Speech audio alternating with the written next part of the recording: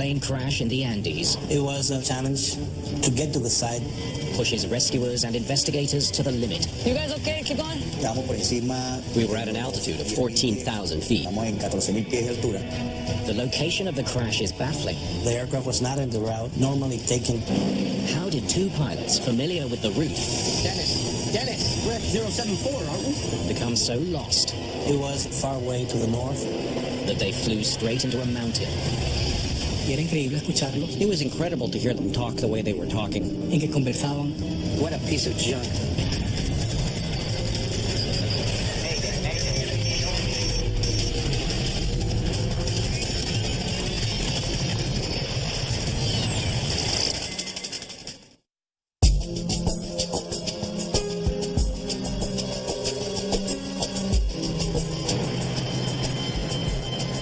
Mérida Airport, Venezuela.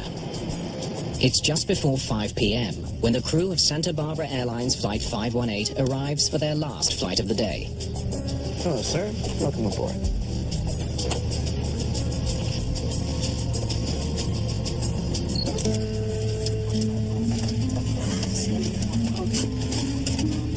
Yeah, so I told him upstairs that the standard operating procedures in this place are all wrong. Captain Aldino Garanito Gomez is a senior pilot and flight instructor for the airline, with over 5,000 hours in the air. So I'm going to give the chief of operations my manuals next week. The captain's first officer today is one of his closest friends. Yeah, well, sure things can get better than this. Dennis Ferreira Quintal has over 2,000 flying hours. There are 43 passengers in the cabin, including 11-year-old Acebirth Quintero Herrera and his father Alexander. Alexander was the mayor of Mucachias, a town in the state of Mérida. He was going to a meeting of his political party because he was running for governor of the state. Ya que él estaba siendo precandidato para la gobernación del estado. Today they'll be flying an ATR-42 twin turboprop. The aircraft is popular with regional airlines. Carlos Hopkins is a Venezuelan pilot who knows the plane well. It's an excellent airplane. What we say in Venezuela is that they're like a battle horse. They're very dependable airplanes. Son aviones muy confiables. The flight prepares to depart. For your information, an Meteor D-190 checked in 2 minutes ago, directly over Lagunilla Station. The tower warns Captain Garanito Gomez that another plane is coming in to land from the west. Roger, Avior via Lagunitas. Startup clearance received and doors closing. The single runway at Mérida Airport can only handle one plane at a time. If Flight 518 doesn't get off the ground soon, it will have to postpone takeoff until after the other plane has landed. Roger. Clear for takeoff. Okay, we're ready to go. You can have control if you want. This afternoon, First Officer Ferreira Quintal is handling the flying.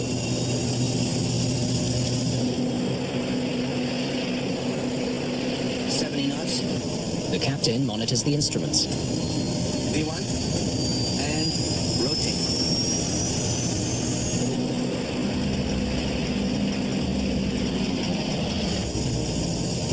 You're up.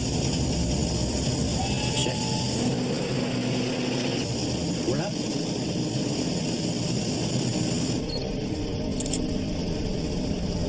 Mire este, lo voy a mandar a mamá.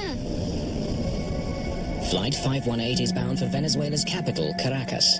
The airline operates this 90-minute flight 3 times daily. Navigating the mountainous terrain around Mérida demands a lot from pilots.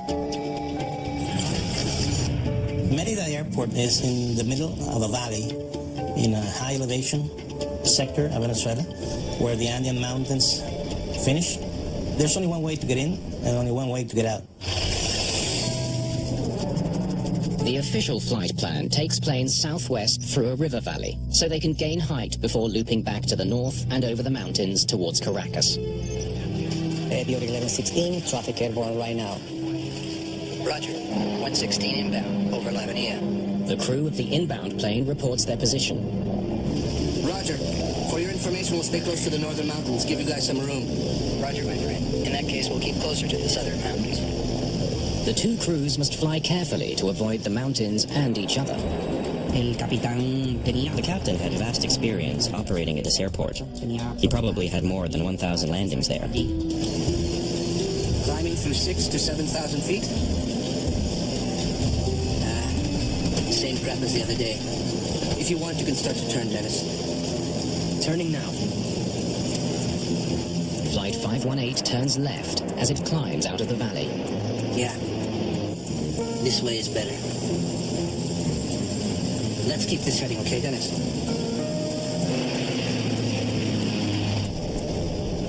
As they climb, the crew must continually adjust their course. Dennis, a bit more to the right. To the right? Yeah, get to 067. Then, 6 minutes into the flight, something begins to go wrong. An alarm is sounding a warning that the plane is dangerously close to the ground. The ground proximity warning system just gave an auto warning to the pilots, indicating that the terrain was coming in front of them in a very rapid way. Dennis! We're at 074, aren't we? The captain takes control of the plane. Dennis, I have it. The passengers are unaware of the growing danger, while in the cockpit, confusion mounts.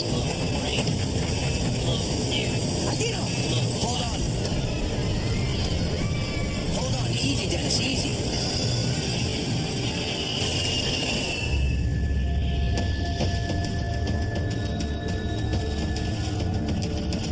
Santa Barbara 518, do you copy? Santa Barbara 518, please respond. 15 minutes later, Flight 518 hasn't checked in as scheduled.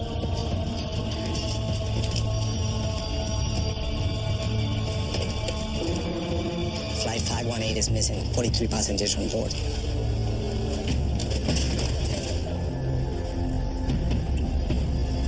The news that a plane has gone missing spreads quickly in the small town. Teníamos toda la esperanza de que la aeronave se haya... We had hoped that if the plane did crash, it crashed in a place that allowed for some survivors. There was a feeling of optimism. Era un ambiente de optimismo.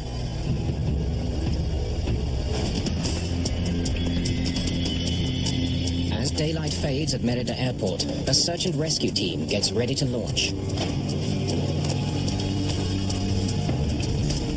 Orangel Lozada joins the team in Merida.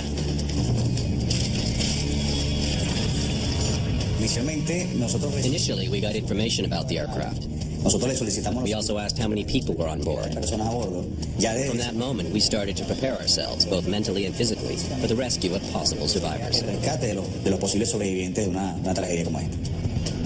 When a flight goes missing, rescuers often use a plane's radar track to pinpoint its last position. But Merida Airport has no radar. The rescuers don't know where to find Flight 518. Okay, we don't have a last known position, so the search radius here is going to be large, okay?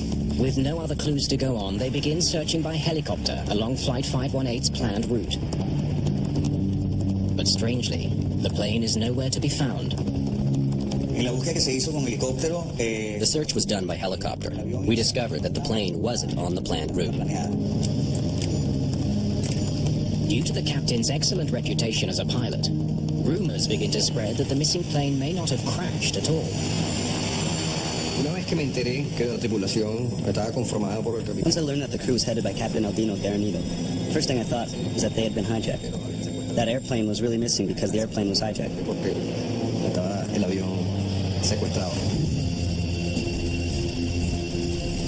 Then comes distressing news from high in the Andes.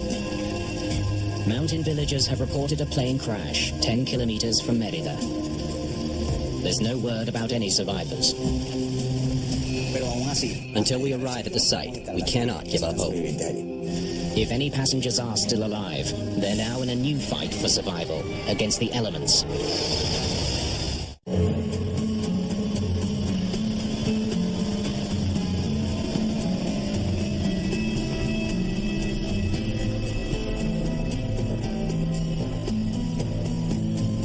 The morning after the crash of Santa Barbara Airlines Flight 518, rescuers carried by helicopter arrive at Los Conejos, a remote Andes mountaintop. The air is thin, the temperature near freezing. Let's leave our gear over there. We're gonna need a shelter to keep warm. There was a lot of fog, and it was cold. We were at an altitude of 14,000 feet. The thin air makes even the slightest physical exertion a huge effort. The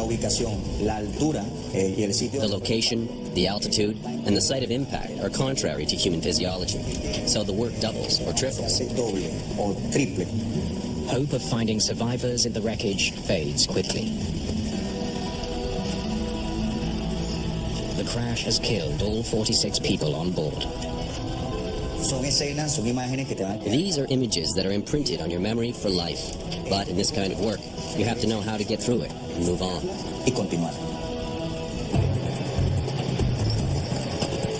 Meanwhile, at Mérida Airport, investigators from Venezuela's Aviation Accident Investigation Board begin setting up a base. It will take time before they can get to the remote crash site. So, what exactly is the crash site? It's their task to figure out why Flight 518 ended in tragedy. Okay. And you have a team already there? Una de las cosas que más nos preguntamos era el por One of qué. the things we wondered the most was why the aircraft ended up in that location, since it was not on the route that they should have been following when they left the airport. Para lo que es la salida de ese aeropuerto. Controllers in the tower provide some insight. We're trying to figure out why they weren't on the official route. Well, because they were flying observatorio. It's not an official route, but everyone flies it.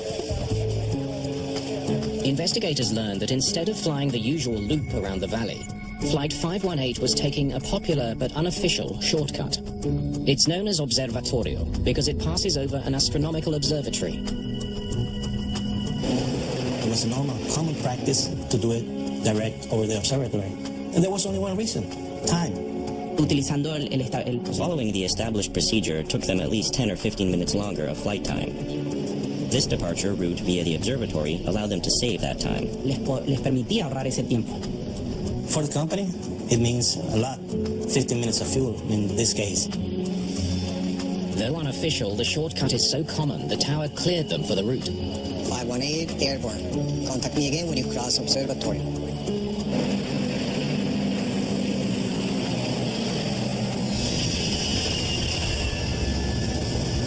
This way is better. It's now clear why the plane was not found along the official route. It's not the route the crew was flying. Keep this heading, okay, Dennis? But the explanation raises a new question. Though the crash site isn't on the official route, it's not along the Observatorio flight path either. What are they doing over there? The aircraft was not in the route normally taken to go over the observatory. It was far away to the north. So there was something that raised their concern and the initial step of the investigation. Only rescue workers have reached the top of Los Conejos. It's up to them to continue the difficult task of sorting through the debris. You guys okay to keep going?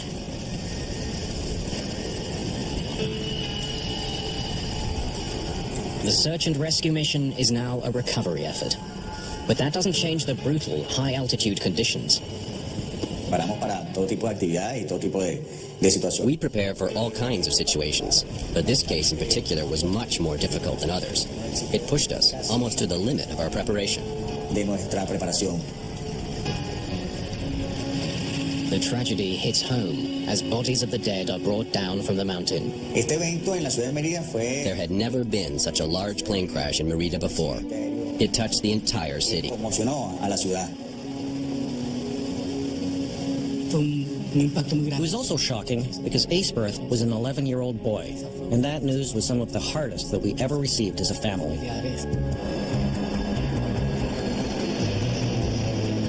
Investigators know the pilot set out to fly over the mountaintop observatory. They know the plane veered off course, with tragic results. But they don't know why. Was it pilot error? A mechanical problem? Poor weather? Or something else? The answers may lie in the wreckage more than 12,000 feet above sea level, but so far the investigators haven't been able to get near it. Before they can ascend to such a dangerously high altitude, they must first pass a physical exam. La situación es bien extrema, ¿no? Incluso había The situation was quite extreme. There were some people that suffered from disorientation, so you had to be very careful with the people in your team. había que tener mucho cuidado con el equipo de trabajo. I'm okay? I'm ready. Let's get up there. I'm on my way.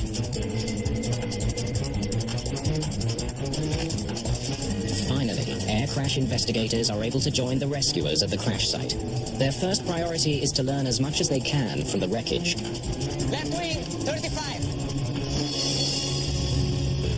They hope that the pattern of debris can tell them something about how the plane was flying in the final moments. So it slid up on its belly? The debris path showed that the aircraft hit the ground in a kind of a upward trajectory and not direct against the mountain, because the debris hit the ground and started a slight slope up.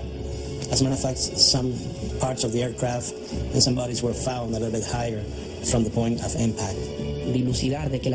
That shows that the aircraft was climbing at the moment of impact.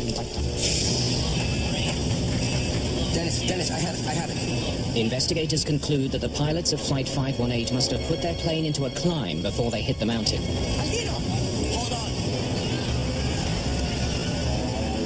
Hold on, easy, Dennis, easy.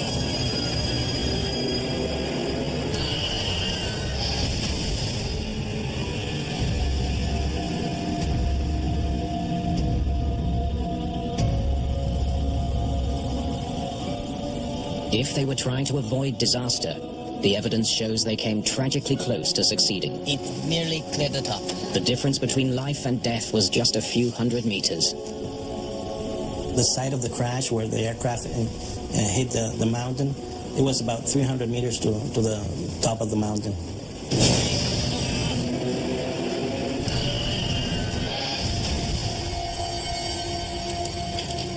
Rescuers have recovered Flight 518's 2 flight recorders. The flight data recorder and the cockpit voice recorder capture important details of what the pilots did and said. We need to get these down the mountain right away.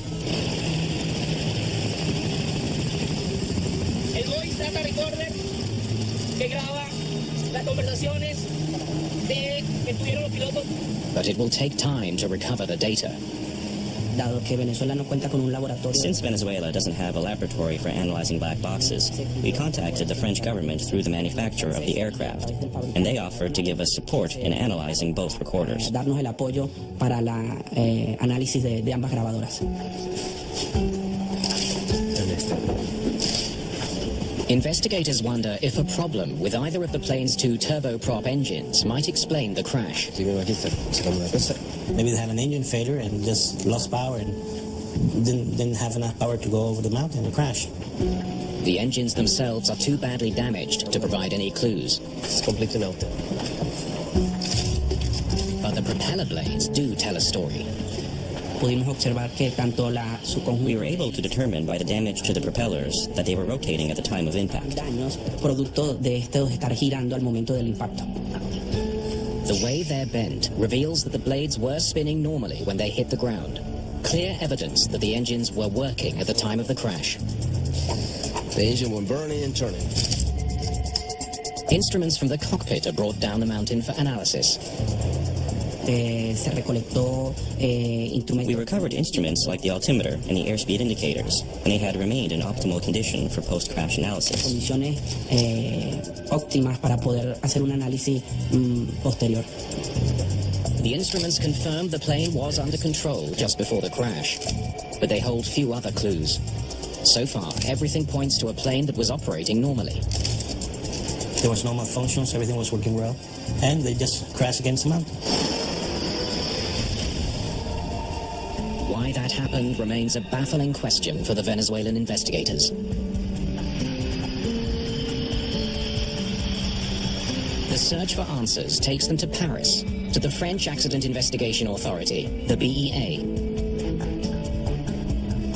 Their technicians download the data from the flight recorder. It reveals that the doomed plane hit the mountain just 6 minutes and 47 seconds after takeoff. If a mechanical failure was to blame, the FDR should have a record of it. What is this? But investigators face a huge problem. Some of the key parameters they need to analyze are missing. The data we obtained from the aircraft's flight recorder was good. However, certain parameters were missing. What's missing is navigational information, what direction the plane flew and when. The information on the aircraft's position and course wasn't being sent to the flight data recorder. The missing data is a major setback, one that puts even more pressure on investigators to find the answers that families of the victims so desperately want to hear. When you find yourself a victim of an air disaster for the first time, you really feel angry and powerless. The accident could have been avoided. You want to know why it happened.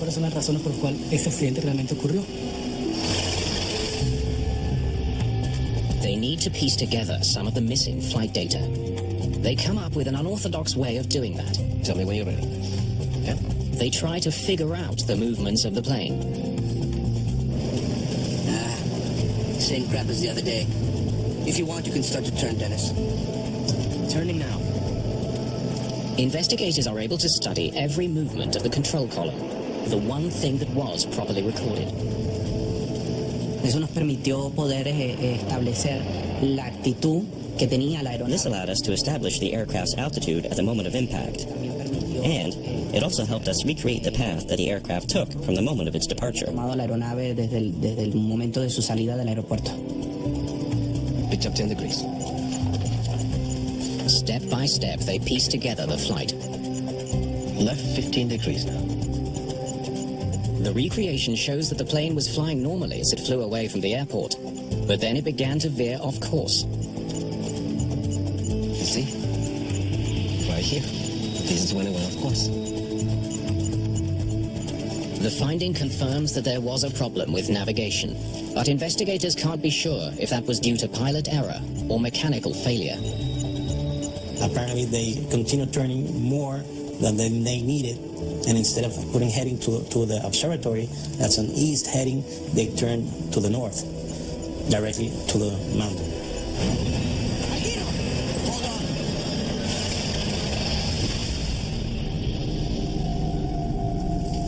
Go ahead, please.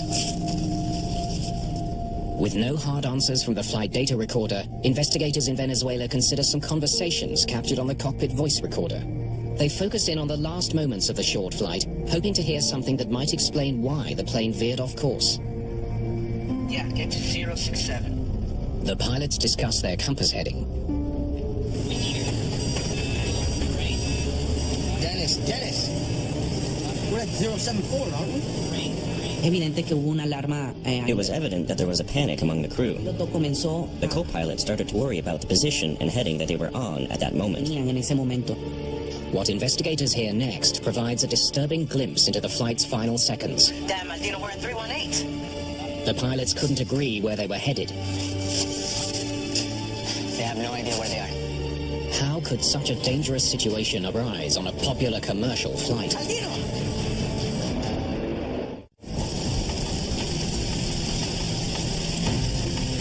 Investigators desperately need to know Hold on. why the crew of a reliable airplane carrying 43 passengers Hold on. Easy, Dennis, easy. lost track of their heading and crashed into a mountain.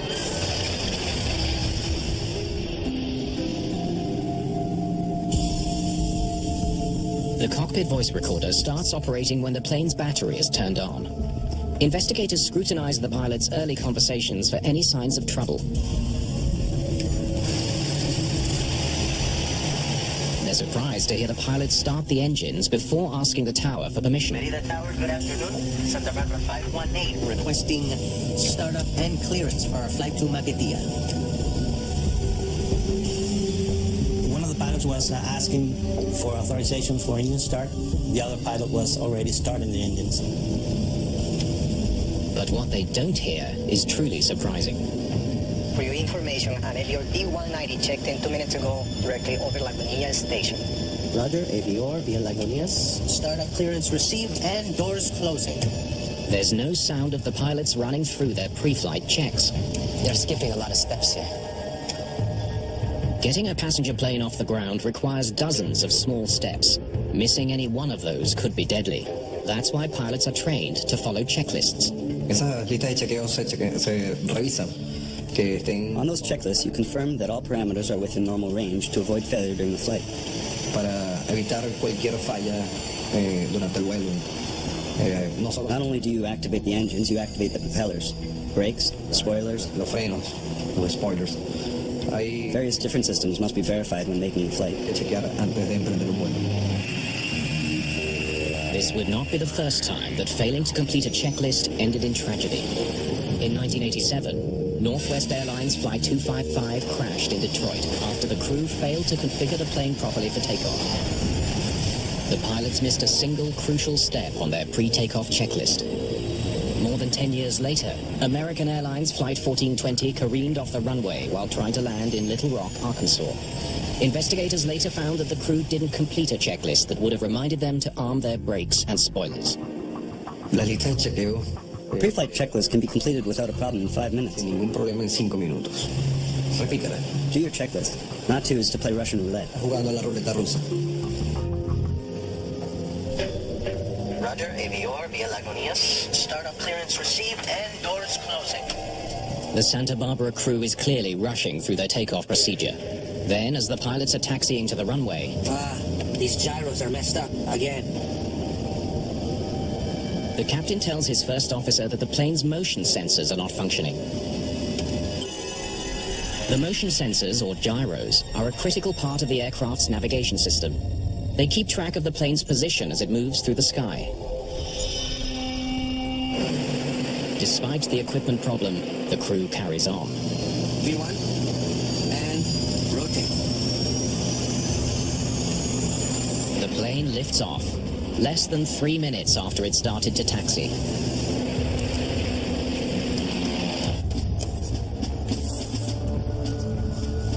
Now that's fast. Venezuelan investigators wonder if missing a step in one of the checklists could have affected the plane's navigation system.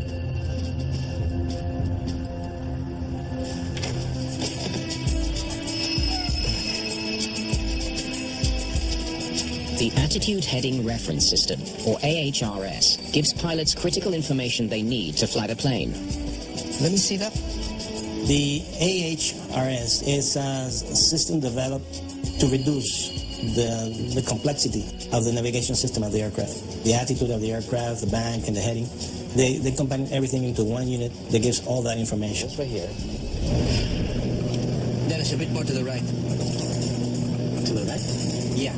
Get to 067.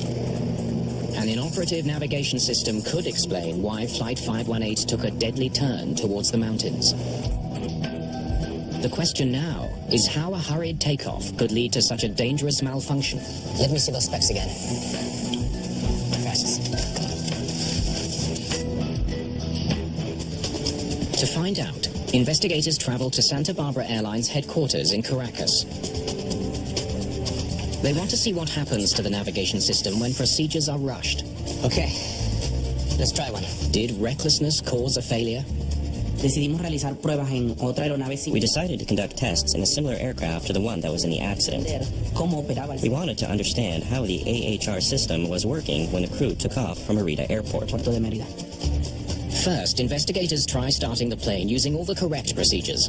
Battery. On. They run all the checklists. Flaps lever. Check. Defense. Check.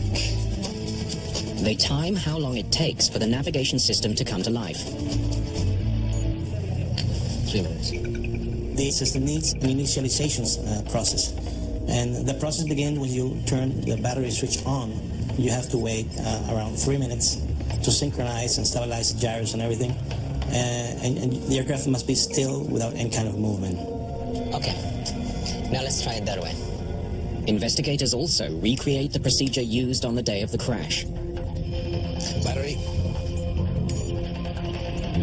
Due to the hurry, they started engines and immediately started taxiing to the runway in use. And doing that, they forgot to check their flight instruments. They started moving. No. The test confirms that Flight 518's hurried takeoff left the navigation system offline. Less than 30 seconds. That's all they had to wait.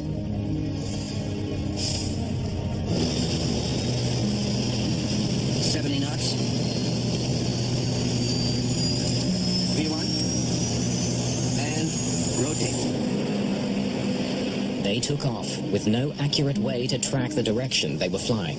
If they would have checked that, they would have noticed that the 3 minutes waiting time had not passed, and they had their screens blank without any navigation information. All the conditions for the accident to occur existed on the ground. They were created on the ground. Investigators now know why Flight 518's navigation system wasn't working. But the pilots were extremely familiar with the terrain and should have been able to see the mountain in time to avoid it. Merida Airport is a visual airport, isn't it? At Merida Airport, planes operate under visual flight rules. Pilots look out of the window to watch for any obstacles in their path. Why didn't it work this time?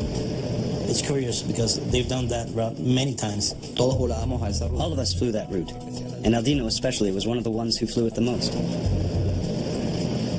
Climbing through 6,000 to 7,000 feet. We're visual. Investigators study weather records from the day of the crash. They learn there were thick clouds in the plane's path when it reached 10,000 feet. Definitely not clear sailing up there.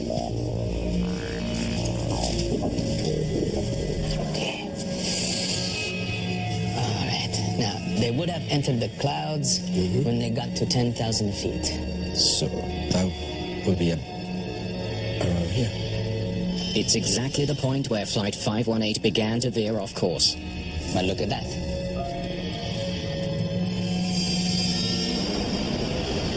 Once the pilots flew into the clouds, it was impossible for them to see where they were going. Evidently, once in the air, they entered a cloud and became disoriented. Dennis, a bit more to the right.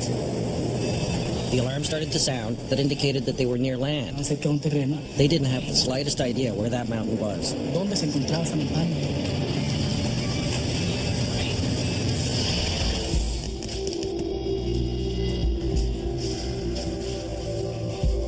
It was the final straw. You start to think, why did this experienced pilot in a place where he goes more often than the majority of the pilots got into this situation? These gyros are messed up again. The CVR points to the reason for the pilot's blunder. Oh, crapalino. Yeah, we can't see anything. We'll have to reset it during flight. What a piece of junk. We'll go visual. They believe they can reset their instrument during the flight. We'll take off in the dark. Their conversation reveals they'd done it before. Same thing happened last time and we had to take off like this. But this time their luck didn't hold. It's practically impossible to maintain a flight straight and level enough for the gyroscopes to synchronize in the air. A tiny sound on the CVR also suggests that the pilots had an unconventional strategy for navigating while they waited for the system to reboot. What was that sound? Can I hear it again?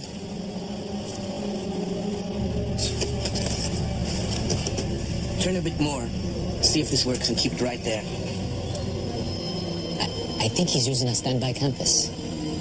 Instead of relying on their electronic systems, the captain needed to use an old-fashioned magnetic compass to plot their course.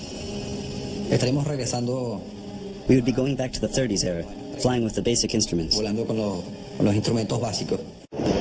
That the captain would fly a passenger plane into the clouds guided by a compass suggests he was extremely confident in his abilities. Maybe too confident. Ese exceso de confianza por parte del capitán. In a way, that excess of confidence on the part of the captain led him to skip certain steps in the procedures. El cumplimiento de los procedimientos.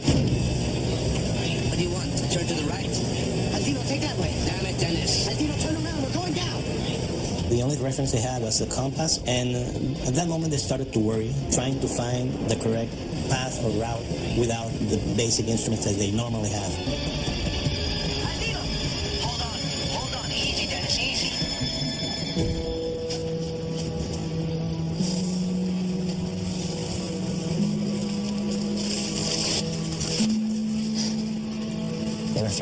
mind. It is now clear that a dangerous combination of failed instruments and poor decisions caused the crash of Flight 518. The only remaining question, what pushed the pilots to take such great risks?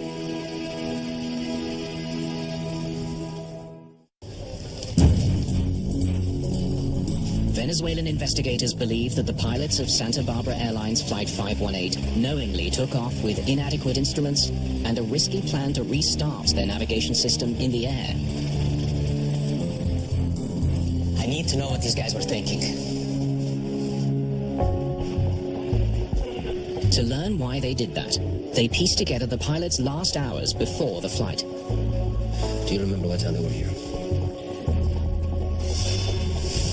You know, the problem with this company is that they don't listen to their employees. When the pilots arrived to Merida, they decided to go to the terminal. They learned the pilots left the plane in between flights to relax over coffee in the terminal. The good friends got talking and lost track of the time. The passenger department sent the passengers on board without having the pilots at the aircraft. You cannot have the passengers embark until at least there's one pilot aboard the aircraft. Oh, Dennis, come on. It's late. We gotta go. From this moment on, the pilots are rushing to get back on schedule. In aviation, rushing doesn't end well. It never ends well. The pilots enter the cockpit just 7 minutes before their scheduled takeoff, and half an hour after the last passenger boarded the plane. To do it faster means you're doing it too rushed. Something can happen. Something can fail. Algo puede fallar. Yeah, we can't see anything. We'll have to reset it during flight. What a piece of junk. We'll go visual. Same thing happened last time when we had to take off this way. The pilots make a rash decision to take off quickly. They know the area well, and it's not the first time they've flown without the instrument. The worst risk and the worst mistake that a pilot can make is to feel confident in a flight. No two flights are the same. Es igual.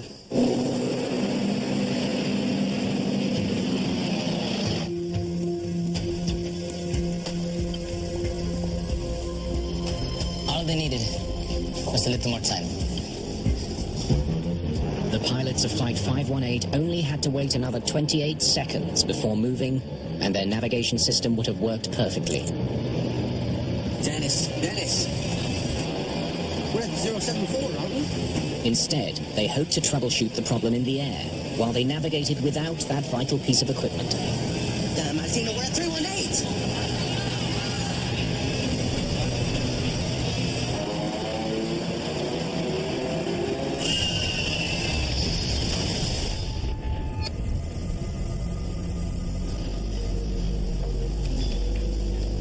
This didn't have to happen. Soon after the crash of Flight 518, Venezuelan authorities decide Merida Airport is just too dangerous. They close it to commercial traffic.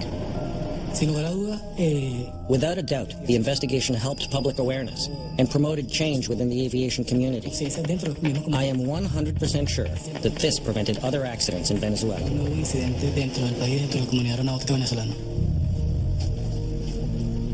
The lesson from this crash is clear. Rushing puts passengers at risk. Once you start doing things the wrong way, without following procedures, you start getting rid of those safety nets, and you become vulnerable. So that's the rules of the game. Follow the procedures.